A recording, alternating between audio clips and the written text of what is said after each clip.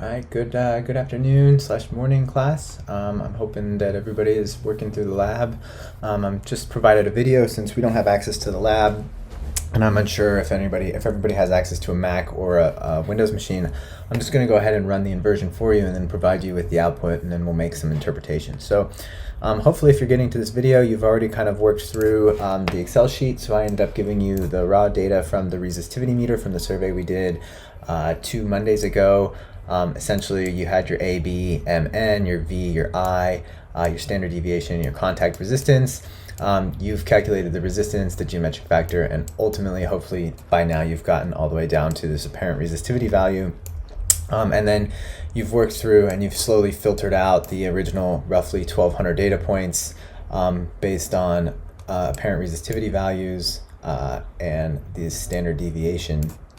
And so we've narrowed down from about 1,200 down to probably just about 1,000 data points. So that's about where you're at now. And I just wanted to show you that I've done this exact same thing, but instead of doing it through Excel, I went ahead and did it through MATLAB. So this little script, go ahead and reads the raw data, pulls out the things that I needed to pull out. And then this is the part that you did in Excel, but I've done in MATLAB. I've removed everything less than or anything greater than or equal to greater than 2 in that standard deviation column. I've also removed any apparent resistivities less than or equal to 1.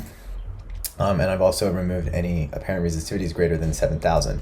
Now the difference here is you guys leave yours in Excel format, you'll turn that into me, but I have to format it slightly different for the program to read, so that's all I've done. I've taken this filtered data set and formatted it to the format that the code requires. Now, what you've done, because you don't have access to the pseudo sections, you just have access to Excel. I just want to show you.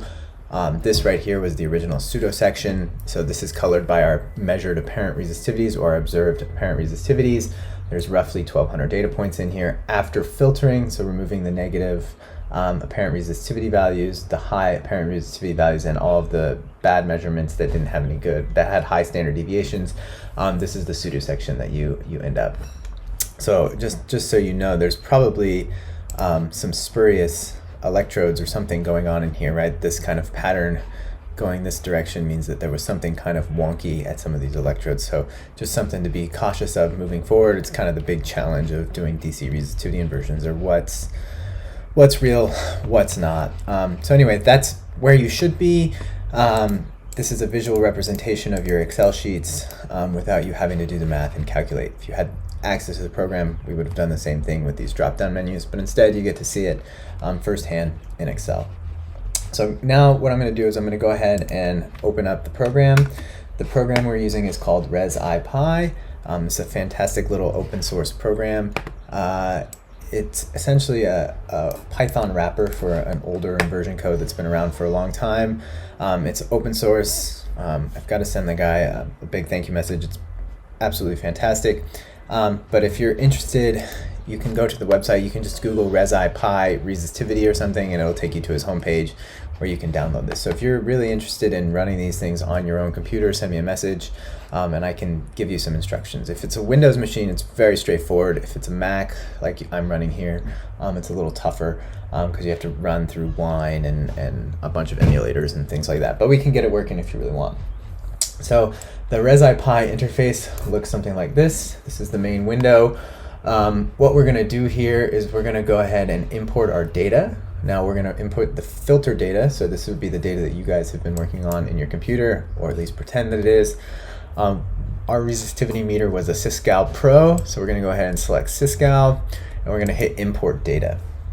And we're going to go to where the data lives on my computer, which is buried quite far in here. Labs, DC Resistivity Processing, and we want this Clemson Bottoms DD. DD stands for dipole survey, and underscore filtered. So this is the file that I've written out of MATLAB in the specific format that's required. And so what you'll see now is we should have the same format. This is the same pseudo section here, probably plotted even on the same scale. Just so you know. So this is the program. Now what we're looking at here is distance in meters. So if you recall, we actually spaced our electrodes at 5 feet. When you convert that to meters, it's just over 1.5 meters. So our line length is just over 70 meters long. And then remember from lecture how we calculated the pseudosection has to do with the midpoints between the injecting and potential electrodes. You can see the color scale up here. Once again, the pseudosection is really nice to see just a firsthand of what is going on. We can plot these as contour plots, and then we can actually change the scale if we want. So let's just play around. We can go from 50 to 2000, and it'll probably look everything really, really wonky, right? So now these values yellow are everything above 2000. Anyway, the point is we've gone through, we've filtered. These are probably some of the best, most reliable data sets out of the 1200. We still have 900 data points. One of the things about this program, part of that format is that it reads in your electrodes. So you can see where we are. We had our first electrodes at 0, 1.5, 3, 5, so on and so forth. Carrying those extra centimeters along because I've done the conversion by hand. Probably doesn't matter all that much. But just something to keep in mind because we went from feet to meters.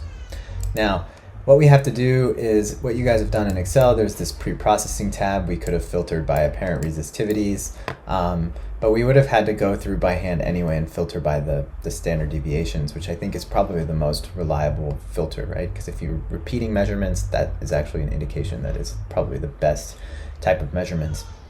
Once again, as I mentioned, you see these kind of streaky things. This is sending my geophysicist flag off that these might be kind of artifacty, particularly because if we see a feature in the subsurface, as I've showed you those pseudosections in class, we'd expect it to be all out and start near the surface because we'd expect to see things near the surface. But regardless, let's just go ahead and trust that we have this completely right. So the next step in this inversion process is we have to go ahead and build a mesh. This program is quite nice and it uses triangular meshes. This is where we're going to start our starting model. So if you actually took the mean of your apparent resistivities, it's probably something around the order between 600 and 700 ohm meters. So we're going to just go ahead and start the background at about 600. Okay, so you can imagine, actually, if you look closely on the screen, I don't know if the quality is good enough on YouTube, but there's little squares there. Those are our electrode locations, and this is now distance and depth. So this is actually spatial now. So this is no longer a pseudosection. So in terms of everything we've been talking about, each one of these triangles would be a model parameter. So that would be something in X. A is the forward model. It's not quite as straightforward as travel time tomography here. It's a little bit more complicated, but you can essentially build A, which is a function of all of these model parameters, which is X, and then B actually is these apparent resistivity values in the pseudosection. So after we're running, the next question on your lab when you're doing this interpretation is comparing the observed values to the model values. Okay, so this is pretty straightforward. In the inversion settings, this is where the magic happens. So in terms of that backslash operator we used in MATLAB to solve for X, things get a little bit more complicated. Here I'm just leaving the defaults because we didn't quite collect enough data to start building all of these A weights, B weights, etc. But the one thing I am going to change is that we want to do the values for resistivity. We want to make them normal.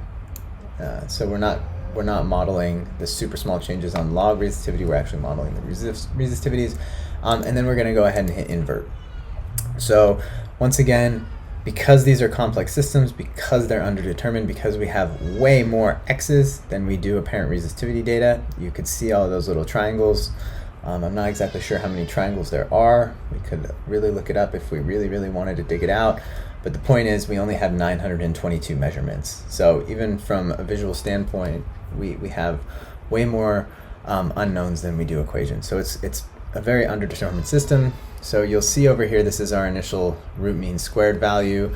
Not so much in the traditional sense because it's weighting before. This is kind of the magic of this inversion, but RMS is just a fit of how well the observed data fits the model data. And what you'll see is this goes in iterations, so it steps down. And so because it's such a complex system to solve, it has to do it in steps. And based on previous inversions, it's probably going to take us about 6 steps.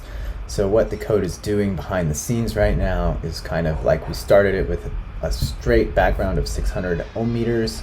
It's now updated those model parameters to make another guess. It's now calculating those pseudo the pseudo section, those apparent resistivities, and then it's going to make another guess, and then it's going to make another guess. And you can see this line up here in the right hand corner that's showing you that your RMS is shrinking every time. So we have some stopping criteria. Now you'll see as the image updates down here, this is your resistivity. This is on a log scale, so there's typically two ways to look at resistivity data. We can look at it on the linear scale, which is probably more what everybody in the class is used to, which is just the values of resistivity. But because resistivity ends up scanning multiple orders of magnitude, it's very common to look at resistivity data on the log scale. So what you see down here, this is 1.2, so 10 to the 1 is 10. So really dark blues here are probably around 50 ohm meters, 30 to 50 ohm meters. And this yellow is 3.6, so 10 to the 4, right, would be 10,000 ohm meters, so we're probably right around 7,000 ohm meters right in here. And we've just gone through another iteration. So you can see this iteration as the code goes.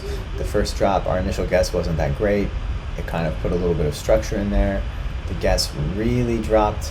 The model's fitting the data much, much better. And you'll see it kind of gradually drop off exponentially until we finally reach a solution. And what we'll do to visualize this is we'll put this back in regular data.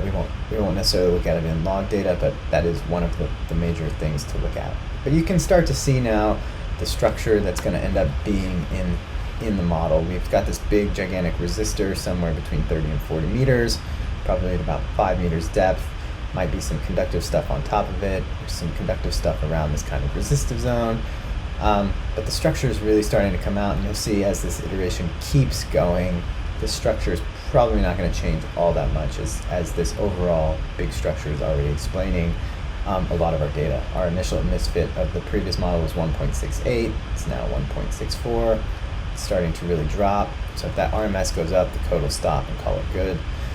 Like I said, this is not an inversion theory class, but I'm just so you have it, explaining a little bit of the larger brushstrokes of what's going on behind here. Now I'm also using the default inversion parameters. This inversion has a lot of knobs that we can turn.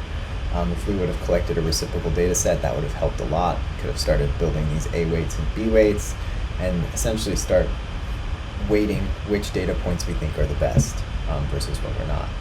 Okay, so the inversion is done. It comes up with this model. As I said, the two different ways to image this stuff, we have resistivity log 10 in ohm meters. We're going to go ahead and change this to just resistivity, and you can see it now that anomaly is actually orders of magnitude larger than the stuff around it. We can go ahead and change the scale as well. We can go from 100, let's say 100 to 8,000, something like this, and we can apply. And you can start to bring this anomaly out.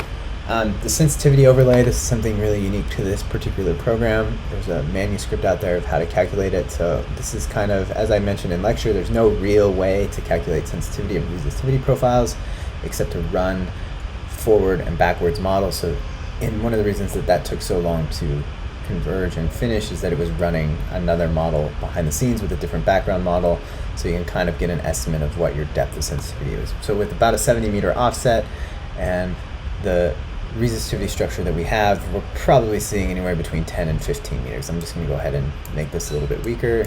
Like I said, it would require a lot more testing, but let's just call it about 15 meters. You'll notice the sensitivity kind of changes under the resistor because you lose your potential field, right? All of it gets kind of eaten up in here, and you won't image anything much underneath this. So that's the inversion. So this is kind of the solution. So on the lab, I've plotted this nicer with some grids on here. I've cut it off at 15 meters so we can make some interpretations of what's going on here. Clearly the big feature is this gigantic resistor. And the big question that I have as the geophysicist that I'm always asking myself is this real? One of the things is given is the context. Talking to Scott Brame and working in the Clemson bottoms down there, I was expecting to see more of a layered gravel aquifer. This thing, being its shaped, it's very abrupt, it's very small. This seems man-made, or it seems like it could be an artifact. It would require some other data, some other testing. But for the lab purposes, we can just assume that this is a good solution. We actually have pretty good RMS according to the code. And one of the reasons you can look at this is you can look back at your pseudo section again. So these are all of our data points, and this is the normalized error. So it's not quite the error because this code uses some weights, but it's showing you which data points that it chose to fit the best. So you can see where we have this really light green color. This whole section over here, almost a perfect fit to our observed. So the model is explaining the observed data really, really well on the first half of the line, sprinkled in here. But where the code is having a really hard time is actually fitting these higher apparent resistivities that we calculated, that we got rid of. So one of the things is like I said, I would be questionable if this is real or not, is to just completely get rid of a lot of these high resistivities and see what happens, or let some more in and see what happens.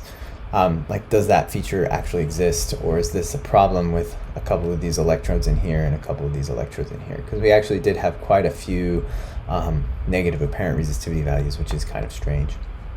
Once again, I mean, things that could cause this, I mean, you could have had not great coupling. There could be kinks in the cables. There could actually be a problem with the resistivity meter as well, maybe not putting in enough current and not measuring the potential quite right.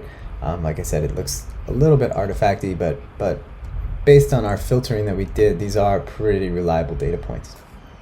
The other thing that we can do is we can look at this normalized error as a function of the dipole number. So remember, we have 900 and something data points in here, and you can see how well it fit those. So these things along this dotted line, those are these really 0 points in here, and these really yellow points, that's these points up here. And then these really dark blue points down in here, that's these ones that are not fitting oh so well. But for all intensive purposes, the inversion went really, really well. The inversion is telling us that we have a really good model fit. It's telling us that this particular resistivity model that we're looking at on my screen explains our data quite nicely. So from a geophysics point of view, this might be the image that we give to the client, and now we have to interpret in terms of geology or engineering or environmental applications, what is this high resistivity blob? And that's going to be the last questions on the lab. So I hope you enjoyed this video. That is the inversion process for our data set that we collected 2 Mondays ago. If you have any other questions, feel free to open a discussion on Canvas so that everybody else can see your questions, or shoot me an email. I'd be happy to ask or answer them. All right, thanks. Bye.